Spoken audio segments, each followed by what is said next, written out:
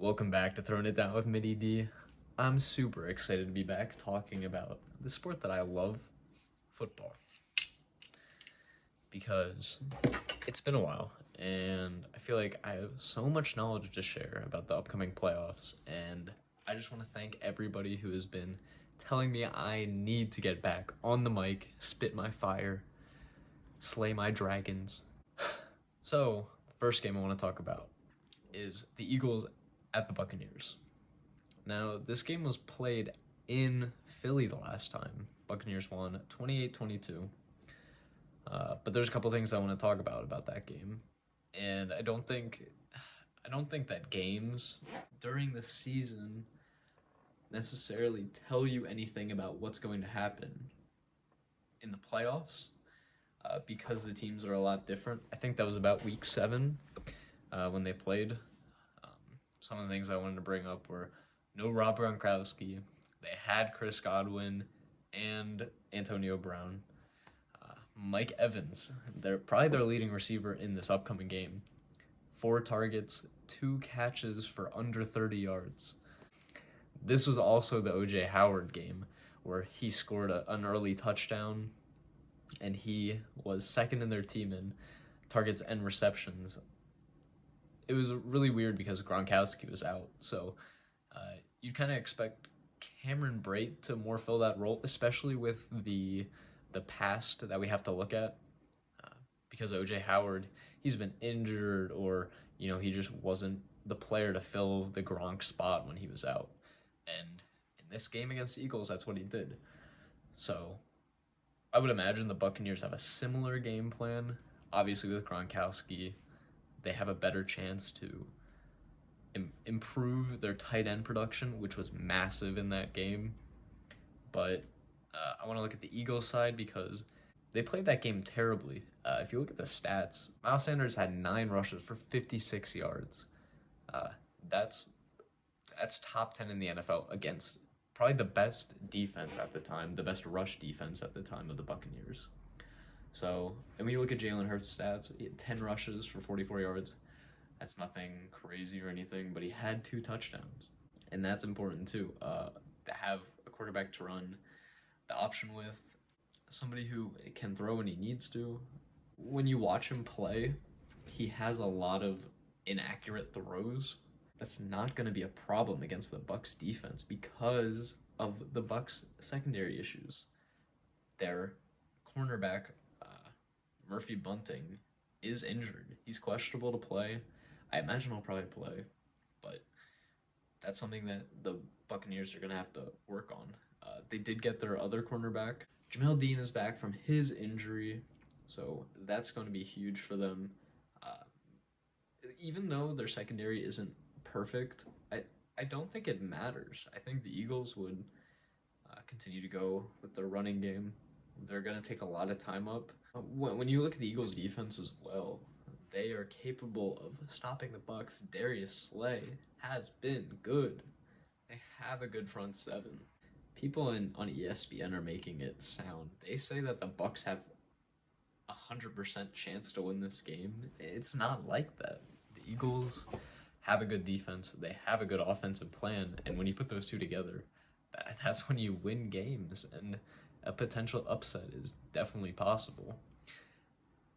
That's why I like to pick the Eagles plus 8.5 against the Buccaneers, because when you run and run and run against good quarterbacks, they get out of rhythm. They're not going to be able to do what they regularly do. Even against a good run defense, I think Philly still has the chance to win this game. I would probably still pick the Bucs to win, just because Tom Brady, he could go on the last second drive and throw a touchdown like he did against the Jets and every other team in the league. But I think that you need to watch out for the Eagles team. I don't want to bring it up too much, but their previous Super Bowl run in 2017, 2018, they were underdogs in just about every game they played. They weren't expected to win. They have that same mentality. They have their center, Jason Kelce. He was the head of that organization within the Eagles. He was the spirit behind the underdog mentality. He wore the dog mask at the Super Bowl. And that's what they're going to bring to this upcoming game. So, the next game that I want to talk about is the San Francisco 49ers at the Dallas Cowboys. I want to talk about this game because I have another strong opinion on it, and maybe I'm just an NFC East lover because I used to like the Eagles a lot, but I think the Cowboys are going to smack the 49ers, and not with offense, with their defense. Their offensive line is actually one of the best in the league, but on the other hand, you have the Dallas Cowboys pass rush with the ball-hawking secondary. That is a dangerous combination for a quarterback like Jimmy Garoppolo to go up against. I love the Cowboys because they have all these offensive weapons. Even when one or two of them aren't producing, they still have four more that are. And so when CeeDee Lamb drops the ball like he typically does in football games, they have Amari Cooper. When they don't have those two, they have Michael Gallup. And if they don't have that, then they have Zeke and Tony Pollard in the backfield and Dalton Schultz and Blake Jarwin as their tight ends. I mean, the talent is insane, and their offensive line still stellar. A part that the Dallas Cowboys are kind of missing is just consistency. They have crazy 50-point games against the Falcons and the Eagles, and then they lose to Denver. When I look at the 49ers, I see a great rushing attack. I see playmakers that win games by themselves sometimes. And I just think that Jimmy G won't be able to get it to the playmakers because of the Cowboys defense. I really hate to talk about my personal opinions about teams and players because I want to use facts to back it up. But in this game, I feel like the facts kind of lean towards the 49ers.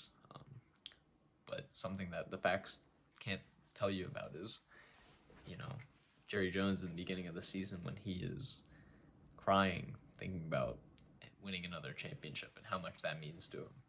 And, the Cowboys, they've been on this journey for so long with Tony Romo, and I don't really know who's before him. I didn't really watch football back then, but Tony Romo and Dak Prescott, they've been in the playoff picture almost every year. This season, they finally have a good chance, to make it far in the playoffs, and I believe the 49ers won't put up much of a fight. I think the defense is playing well. Micah Parsons comes out with so much energy that 49ers will not stop him. He will fight to the death. That's what I think. I love Dallas. Before I get into Bengals Raiders, why did they put Pittsburgh and Kansas City as the Sunday Night Football game? I know more people are probably going to watch, the Cowboys-Niners at 4:15 on Sunday, but Sunday, they should have the best games. But holy cow, the Steelers are not good. I wish you could just take them out of the playoffs, throw them, put them in the cupboard. Maybe in a couple years, you take them out and you go, oh my God, I have a can of baked beans in here? Dude, I love baked beans. That's what the Steelers are. You don't want baked beans right now. You want to go out, maybe eat some Taco Bell, some Chick-fil-A. You want the Chiefs. You want the Cardinals. You want the Rams. You do not want the Steelers. They're the vegetables of the NFL food pyramid in the playoffs. And because of that, this game makes no sense. I don't want to end my Sunday watching a blowout because we saw it earlier in the season. Chiefs killed the Steelers. The Chiefs are just a better football team. They have better talent. The Chiefs quarterback can actually walk and throw the ball farther than 5 yards. There are multiple plays where Ben Roethlisberger throws the ball to a dump off on 4th and long, and they lose because of that. It's not going to be a fun game to watch. Anyways, back to Vegas, Cincy. I wish that was the Sunday night game. I wish we had Pittsburgh Steelers, Kansas City Chiefs on Saturday as the first game, because at that point you're just getting into your bets. You're just getting into watching football. I mean, it's the appetizer. That's not what you came for. You came for the good games. You don't want to eat the broccoli after you had the steak and before you eat the dessert, the cheesecake. Like, annoying. Anyways, Vegas, Cincinnati. What I want to talk about in this game is the Raiders defense and the Bengals defense. I feel like we have a pretty good perspective on their offenses. Hunter Renfrow and Darren Waller, possession receivers. They're able to catch almost everything that's thrown at them. Darren Waller, he's just getting back, so he hasn't showed that in the most recent games, but we know him as a player that Derek Carr, targeted 20 or more times in the first game of the season. Like, he's the player on that team. The Bengals offense, amazing. There's a lot of talk about the best 3 receivers that any team has, and although I would probably take the Cowboys over them, the Bengals receivers are nutty too. All of them can work every position, and they don't need to be, tied down to one thing like maybe other receivers. Cincinnati, Vegas. Looking at the Bengals defense, they are underrated. I think both these defenses are really underrated when it comes to their season performance. They have had bad games, and they have let up points. With the Raiders, their worst games are against the Chiefs, who they're not playing. These teams also played early in the season, and the Bengals blew them out. That was right after Henry Ruggs, sadly made the decision to drive under the influence. And you have to take that into account. They have a new head coach. Now, the Raiders, they went on this tear. It may not be week to week, but they put together a strong ending to the season to make it into the playoffs. That's impressive. That's something they had to win. A bunch of games going down the stretch. They beat the Colts. They beat the Chargers. 2 teams that were projected to go into the playoffs. And, they did it with their offense, but they did it with their defense too. Watching the Colts game, they were really good at stopping Jonathan Taylor from going on those 10, 15-yard runs. They stopped him to maybe only getting 5 to 3 yards on first down, or even tackling him in the backfield sometimes. And that's impressive because the Colts' offensive line is really good. Something the Bengals can take advantage of is the Raiders' offensive line, though. And that's why I think this game will not have a lot of points. Just because the strength of each of these defenses and the weakness of each of the offenses, they match up so perfectly to go together that, they're both going to be one-trick ponies. Well, there you go. There's my opinions. There's some of my picks.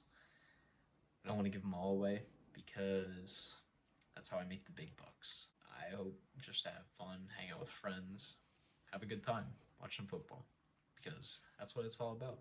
Just want to be happy, and I hope you guys have a good time too. And I will be back next week.